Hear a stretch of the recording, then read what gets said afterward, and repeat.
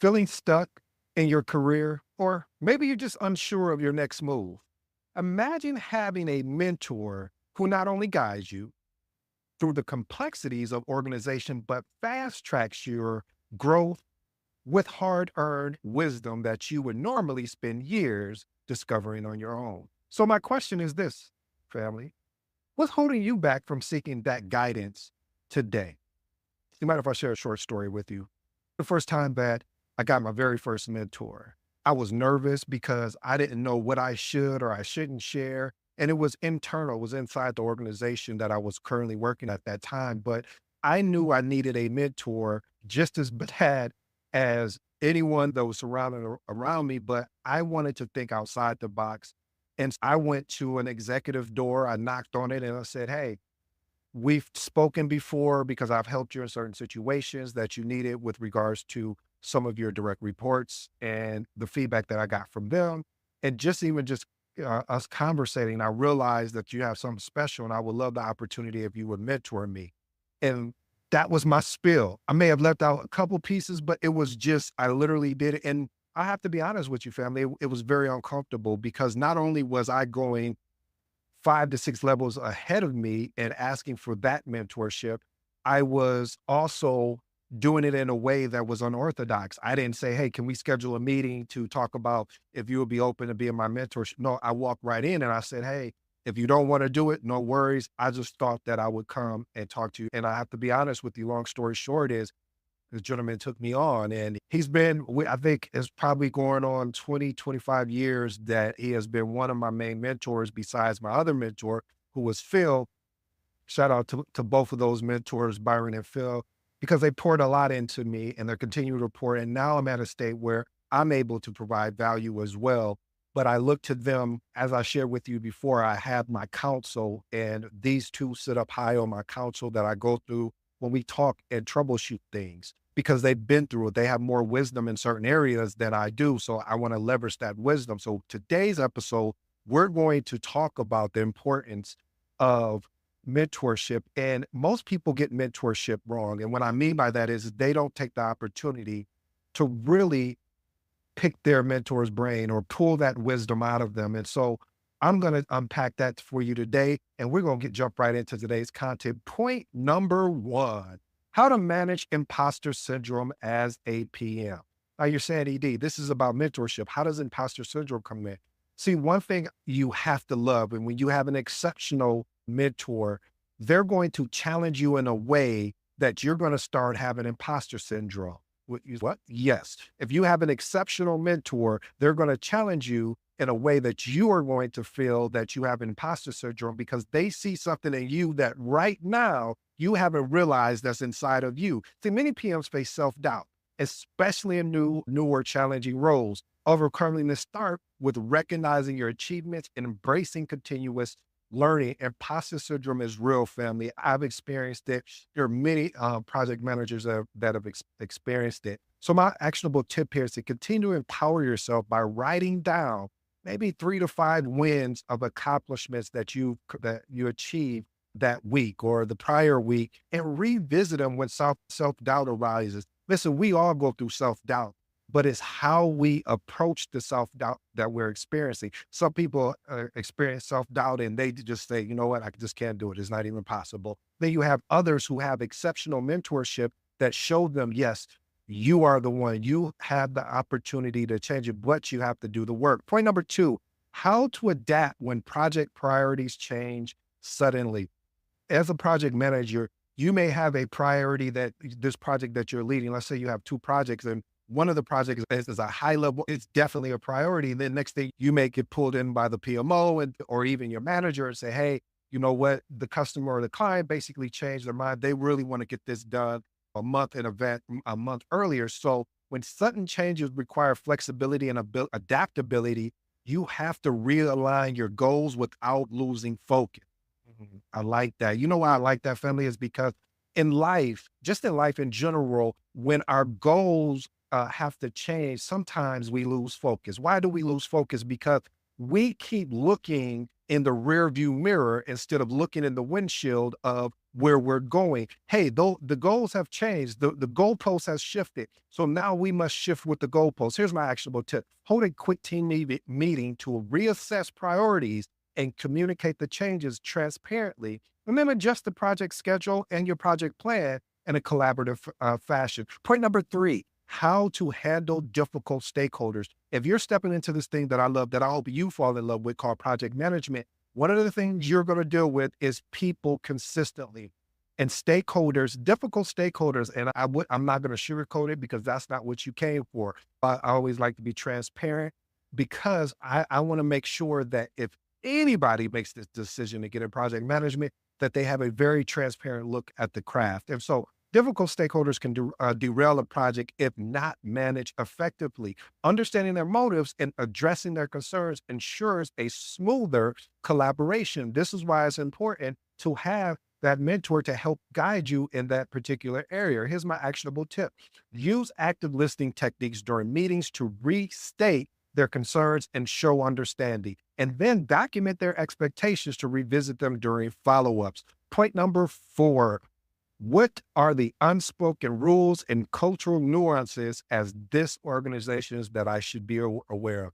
I know that's long-winded. Basically, what I'm saying here, family, is there's a lot of unspoken rules that are in organizations. And then if you're not aware of it, you need to understand the informal norms, the power dynamics, the cultural values. This helps you navigate the organization effectively and efficiently.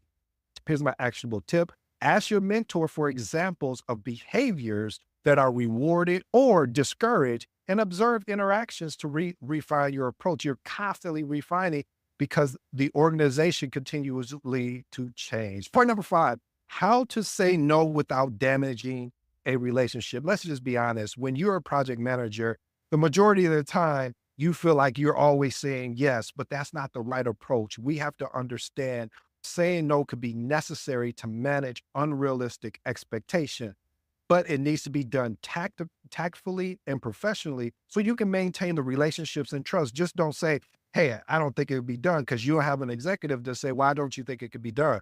He was like, we just don't have the resources. Why don't you have the resources? So it'll start that type of conversation. Here's how I would approach it. If I just knew these expectations were unrealistic, I would, first of all, take a positive framing approach, as such as, hey, to achieve, let's say, X priority, we might need to postpone Y.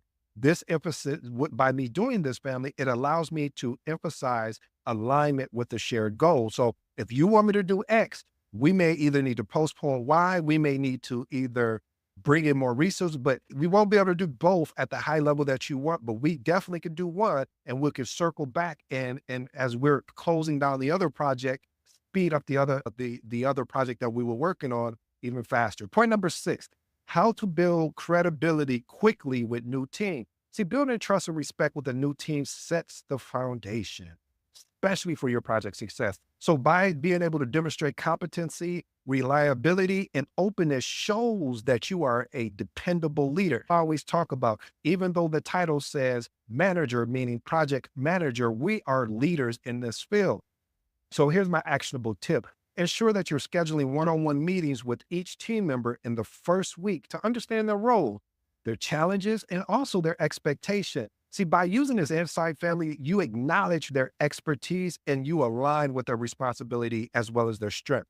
Point number seven, how to embrace conflict resolution. One of the things I had to learn when I first got into project management is dealing with conflict. And when I say dealing with conflict, I've had conflict in my life, but I'm saying dealing with conflict on a project where you have people that are telling you something that can't be done, just like I was explaining earlier, and they haven't even looked at the reasons why it could be done. So they're so busy focused on why it can't be done that we haven't even glanced or even took a peek at how it could be done. As a project manager, you have to understand conflict is inevitable, meaning that if not handled well, this project can go left. You can create a situation where you start creating, instead of having more of a collaborative approach, it would be more of a silo approach. And anyone that's ever led a project in their life knows that if a team goes into more of a silo approach, that project is doomed to fail.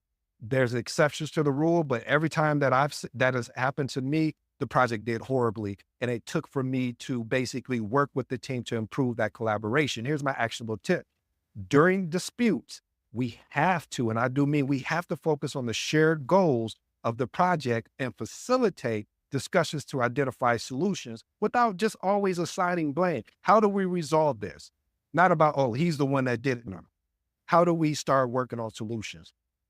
Point number 8, how to provide feedback that drives improvement.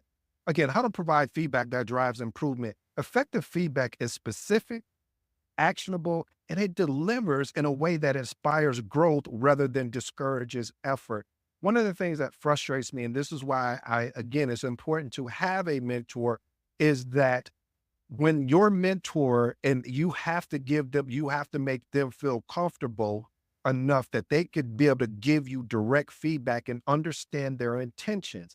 Because a lot of times somebody will give you feedback. Let's say your mentor gives you feedback and you feel like it's disrespect, or you feel, and again, what am I saying? You feel the feeling, but the mentor, yes, he or she cares about about your feelings, but they also care about what's inside of you that they're trying to pull out of you so you can see your greatness. They already see it in you, but they need you to see it so you can execute and take the actionable actions that are required for you to be great and exceptional. So I always recommend that by doing that, now you're learning how to basically give feedback to the team. Here's my actionable tips.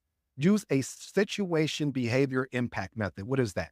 This is basically you describe the situation, you explain the behavior observed, and then you discuss it as it impacts the project. Here's my bonus for you, family. How to handle meeting overload. Let's be honest. When you're in this thing that I love, that I hope you fall in love with, called project management, you will have excessive meetings. And sometimes, okay, let me just keep it all the way 100, as they would say. It can drain your productivity, honestly, but streamlining your approach ensures that meeting can add value rather than creating fatigue. You know, you will have, I remember when I first got started and we had a meeting and I was like, oh, this is really loving this thing called project management. And then we had a meeting to discuss the meeting we just had. And I was like, oh, this is just too much. And it just started happening more and more. So I had to figure this out. So I went to my mentor and I was like, why are we having a meeting to discuss the meeting we just had? And they were like, because they haven't found out how to deliver value, because you shouldn't have all of those meetings. You shouldn't have a meeting to discuss the meeting that you just had. So he helped me understand, and I want to share this with you, family. Here's my actionable tip. It said, create a strict agenda for every meeting. Stick to time limits, as well as only invite participants who are directly impacted, as well as can provide value to the conversation. Stop having people join the call that are just sitting there and they're not adding value because it's just taking their time. They could be doing something else. So find a way to make sure that meeting is value packed. Here's my 3 transformational remarks. I'll let you be on your way. First one, how to say no without damaging relationship. Family, when you're leading projects, you're going to have to learn how to say no with class, how to be professional, as well as to be able to do it in a way that shows the reasons why you're not able to do it right now, but you're willing to do this instead to make up for what we can't do right now. Point number 2, what are the unspoken rules and cultural nuances of this organization that you should be aware of? What I'm saying here, family, is more or less of having a mentor helps guide you within the organization, meaning that there may be certain people that if you send an email to and it doesn't have, oh, this is a perfect example. I was just thinking about this. I was working for this organization, and anytime I sent an email and it had let's say I had my manager and a couple executives on there, I had to put the executives rank from the highest position to the lowest position on when I was sending out an email. And at first I was like, this was crazy. Like who? And I didn't know about it until my manager came to me about it. So of course I leveraged my mentor and I said, this doesn't make sense. Why do I need to do this? Why do I need to put the executives in order based on rank? Like it just didn't make sense to me. And he unpacked that for me in a way. It's just like, he said, this is just one of those unspoken rules. So as you learn it, you have to adapt and make it happen. So I say that to you, family. Getting a mentor helps you understand these unspoken rules as well as cultural nuances. And the last and final one, which I say best for last, is managing imposter syndrome as a PM. One of the things that your mentor should be doing is helping you, guiding you through imposter syndrome. And if you haven't experienced imposter syndrome, then you're not being honest with yourself. If you haven't experienced imposter syndrome, you haven't really sat down and did a real, true look over how you've been leading projects. And if you're new to project management and you finally get that new opportunity to lead projects, you got this new job opportunity, you will have imposter syndrome. But I always recommend, don't let imposter syndrome hold you. I want you to face imposter syndrome head on. Family, I hope you enjoyed today's episode. I go by the name of ED. And again, family, the importance of having mentorship, and you constantly hear me talk about this. And the reason why is because I know how much impact that has impacted my life personally and professionally. And I want you guys to experience the same thing. This is one of the reasons why I am still, and I apologize, working on my mentorship program, because I want to be able to serve you in a way that give you the shortcuts that I've had to learn on my own or even learn through my various mentors. I go by the name of ED. For all you smart and intelligent folks out there, listen, that just simply means Ed. Until next time.